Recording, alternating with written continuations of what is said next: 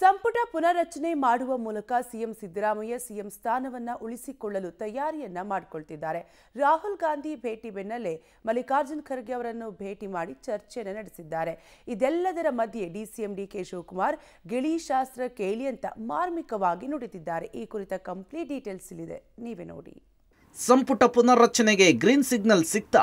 AICC ಅಧ್ಯಕ್ಷ Kharge CM Siddaramaiah ಭೇಟಿ, ಸತತ 1 ಗಂಟೆಗಳ ಕಾಲ ಮಾತುಕತೆ.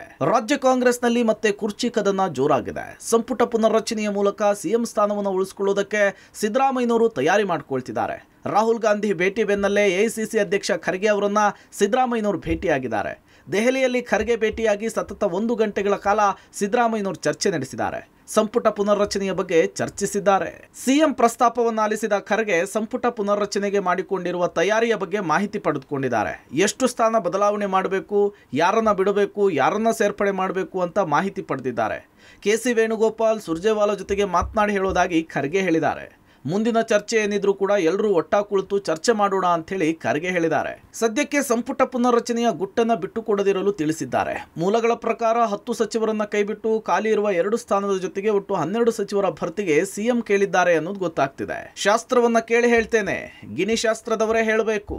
ಡಿಸಿಎಂ ಡಿಕೆಶಿ ಮಾರ್ಮಿಕ ನುಡಿ. ದೆಹಲಿಯಿಂದ ವಾಪಸ್ಸಾದ ಡಿಸಿಎಂ ಡಿಕೆ ಶಿವಕುಮಾರ್ ಯಾವುದೇ ಗುಟ್ಟನ್ನ ಬಿಟ್ಟುಕೊಟ್ಟಿಲ್ಲ. ಮೇಕೆದಾಟು ವಿಚಾರವಾಗಿ ನಾನು ದೆಹಲಿಗೆ ಹೋಗಿದ್ದೆ, ರಾಜಕೀಯ ವಿಚಾರವಾಗಿ ಮಲ್ಲಿಕಾರ್ಜುನ್ ಖರ್ಗೆ ಜೊತೆ ಮಾತನಾಡಿಲ್ಲ. ದೆಹಲಿಗೆ ಹೋದಾಗ ವರಿಷ್ಠರನ್ನ ಭೇಟಿಯಾಗೋ ಸಹಜ ಅಂತ ಹೇಳಿದ್ರು. ಇನ್ನು ನಾಯಕತ್ವ ಬದಲಾವಣೆ, ಸಚಿವ ಸಂಪುಟ ಪುನರ್ರಚನೆಯ ಬಗ್ಗೆ ಡಿಕೆಶಿ ಮಾರ್ಮಿಕವಾಗಿ ಹೇಳಿದ್ದಾರೆ. ಶಾಸ್ತ್ರವನ್ನ ಕೇಳಿ ಹೇಳ್ತೇನೆ, ಗಿನಿ ಶಾಸ್ತ್ರ ಹೇಳೋರು ಮಾತ್ರ ಇದಕ್ಕೆ ಉತ್ತರಿಸೋದಕ್ಕೆ ಸಾಧ್ಯ ಅಂತ ಹೇಳಿದ್ದಾರೆ.